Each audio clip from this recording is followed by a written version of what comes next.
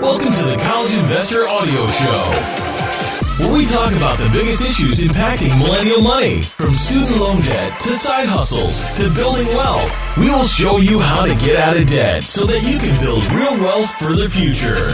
Hooray! You did it! You've been accepted to your school of choice and have been awarded a financial aid package. Oh, it looks lovely. This is certainly an exciting time, and then you open the financial aid award letter thingy and you begin reading it, and your excitement turns to confusion and maybe just a little frustration.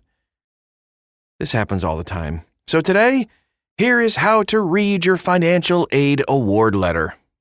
Welcome to the annual interpreting of your financial aid award. So while there are some guidelines for schools to follow when creating financial aid rewards, for whatever reason, there aren't any strict standards on formatting. So this leaves many schools using unfamiliar formats and terminology. Unfamiliar language and maybe some cryptic codes can be found throughout many financial aid awards. Loans and grants can be lumped together. Codes such as L or LN are sometimes the only indication that an amount is actually a loan.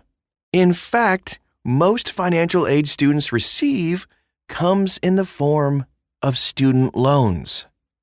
To me, that's not even aid. Anyway, additionally, the true cost of attending the school is often underestimated on award letters. This can leave students constantly coming up short on funds to pay for school. So in today's podcast, you're going to learn how to understand your financial aid award. Let's get right to it. So, cost of college terminology. This is key. Understanding the terms used to describe the cost of college can help you better interpret your award letter and ask the right questions when something doesn't seem to make sense. Starting with net cost. So this is the difference between the cost of attendance, all college costs, and the total financial aid award. Let's take a look at a quick example. Cost of attendance, $45,000, tuition and fees, $15,000, room and board, $2,000, books and supplies, $1,000, transportation, $3,500 for miscellaneous. $66,500 is the total cost of attendance. Now, your financial aid package spells out these things: $6,000 Fed Pell Grant, $2,500 Federal Perkins L, $13,000 Parent Plus L, and $8,000 Fed Unsub Staff, for a grand total of $29,500 in financial aid. $37,000 is your expected net cost. Okay, so we deduce from that example that the net cost subtracts out all forms of financial aid, of which there are two: gift aid, scholarships and grants, money that doesn't have to be repaid, and self-help aid, which are loans and student work studies, money that must be repaid. The formula for net cost is net cost equals cost of attendance minus full financial aid. So net price subtracts out only gift aid.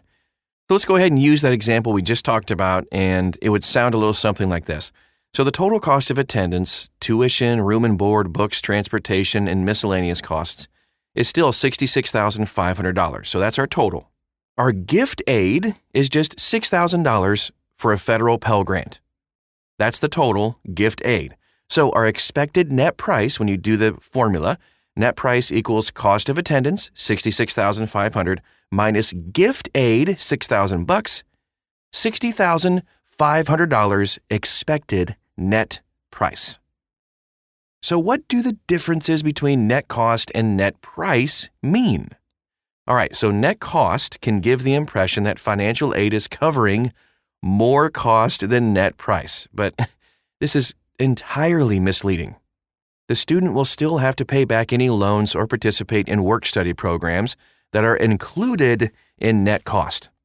Net price can be thought of as the discount sticker price on college cost. This is the number that you will need to somehow pay for. Depending on the award letter, net cost or net price will be used. Don't let either throw you off. But now you know what is involved in arriving at both numbers. Expected Family Contribution, EFC. This is another number that might be buried in your award letter somewhere, and that can be included in the net cost number since it is money that the student must come up with. Next up on our list for today, arriving at the true cost of college. No matter what your award letter looks like, it's not likely to show the true cost of college. So in our examples we talked about, the cost of attendance has several line items included. So don't be surprised if your school only lists tuition and fees. This can leave out like $20,000 in cost once other expenses are added back in, like room and board and transportation and all of that. If the school is calculating net price based on only 2 line items for the cost of attendance, this will be grossly underestimated. Oh, keep an eye on this. A lot of students are caught off guard by this fact and only realize it once they're a few months into their education. This creates a situation where a student is scrambling to find some way to finance various costs associated with their education. In the worst case, some students simply give up and just leave school. The next thing to look out for is front-loading and private scholarships. Be aware that some colleges offer higher gift aid during the first year and then a lot less after that. This is a practice referred to as front-loading. Check with the financial aid office for more information if this is something the school does. You might not get a straight answer, though. In that case, the U.S. Department of Education's College Navigator can be of some help. Either way, do your best to get an answer so that you can plan properly. If you are receiving private scholarships, they can have a negative impact on your needs-based financial aid. Depending on the school, either your gift aid or self-help aid may be reduced. Again, you're going to want to check with the school on what impact any private scholarships may have on your financial aid. Here's how to appeal your financial aid award. So you've received your fat admissions packet, toured the campus, even bought a t-shirt, but your financial aid package falls a little bit short of your expectations. Maybe you didn't get any scholarships or grants, just a bunch of loans. Or maybe you were expecting an amount much larger than what was offered. So it's important to note that appealing a financial aid award successfully is actually pretty rare. However, it doesn't mean you can't try, and the earlier you try, the better. Here's what you need to do. First, set an appointment with a financial aid officer. Before you appeal a financial aid award, check out your school's financial aid website. Bigger schools usually publish a formal process for appealing financial aid decisions. If the school has the process published, follow it. Smaller schools might not have that process published. In that case, just call to set up an appointment. Once you know your school's policies, reach out. It's better to call than to email a financial aid officer. Why, you may ask? Well, it's easy for overworked financial aid officers, especially in smaller schools, to miss an email, or even 2 or 5,000. A few people can serve thousands or tens of thousands of students. So when you call, request an appointment to meet with a financial aid officer. An in-person meeting is the best way to get a financial aid officer to become your advocate.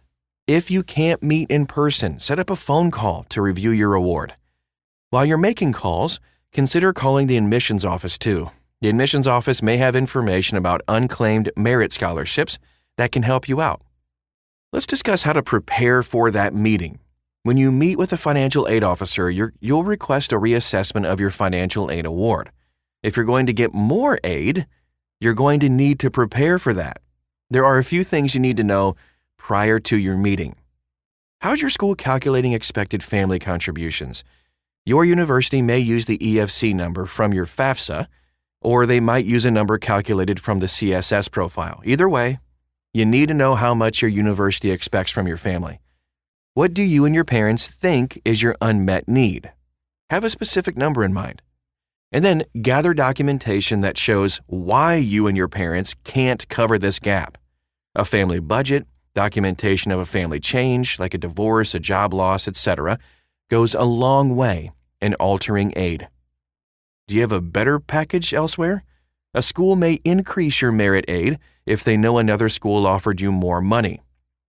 Did your situation change from when you first applied? Oh, this can be helpful in understanding any changes. And then here's what to discuss when you get to the meeting. During the meeting with a financial aid officer, you need to be careful about how you conduct yourself. Financial aid officers aren't going to feel comfortable calling the meeting a negotiation.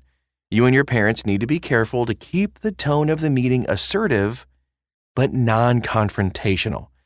You want the financial aid officer to become an advocate and a partner with you. Start the meeting by saying, I would like to reassess my financial aid awards package because reason 1, and then reason 2. Would you like to see documentation about these reasons? Then, take the time to listen. You should view the financial aid officer as a partner in this whole thing. The financial aid officer should be able to explain what they can do and what they can't do. If you're an accepted student, they want to work with you. However, if your enrollment is high, they might not have more merit awards or subsidized loans to offer.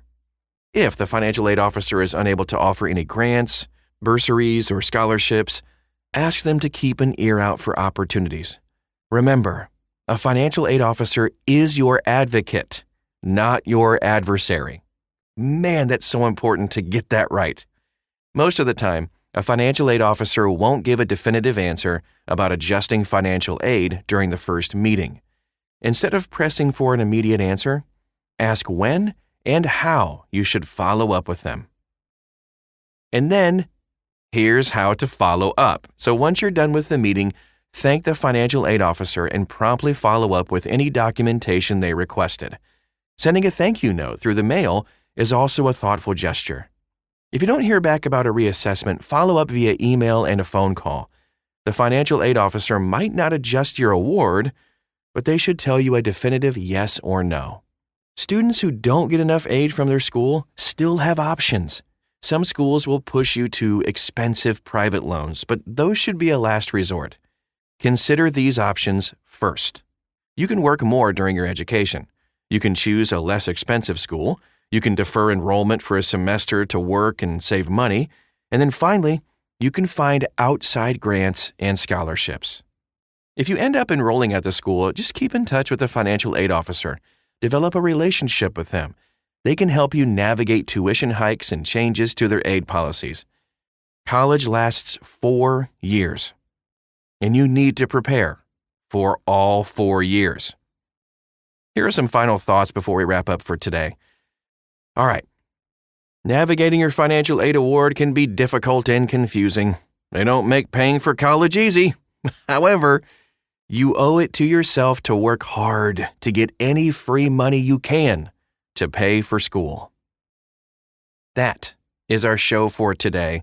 Oh, I hope it was helpful. I know we ran through numbers and examples and things, and that can be kind of hard to follow, but you can always find this article, all the resources we talked about, links and everything at thecollegeinvestor.com. Just type in Financial Aid Award. Right in the search bar, you're going to find this article. Lots of great stuff in there. Also, follow us on social media. We're everywhere. Well, I guess there's like and follow and subscribe and all of this other things. We'd love to get to know you and help you through your journey as well. Thanks again for stopping by, and we'll talk to you again real soon.